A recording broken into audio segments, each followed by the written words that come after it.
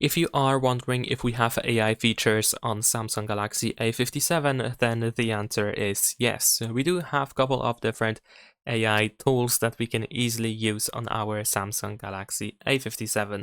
Of course, we have a couple of basic AI tools that are available on pretty much every smartphone nowadays. This can be, for example, the Google's Circle to Search, or of course the Gemini. And if you want to, for example, activate Gemini, you just have to press and hold your finger on the navigation bar at the bottom of the screen, or you can press and hold your finger on the home button if you use 3 buttons for navigation. We can also, of course, press and hold the power button. At least by default, we can press and hold the power button in order to activate Gemini. Of course, the Gemini app can also be found in the app drawer, so if you cannot activate Gemini with the power button for some reason, then of course you can use that instead.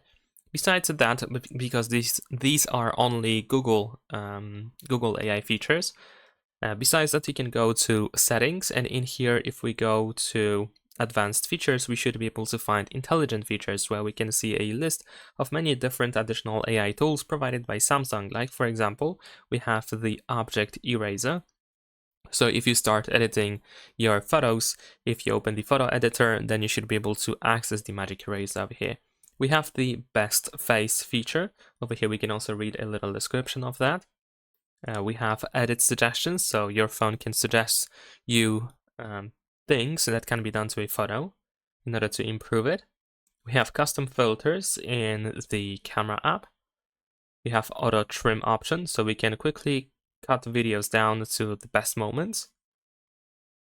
We have AI select, which allows you to select pretty much anything on your screen to see a list of quick actions.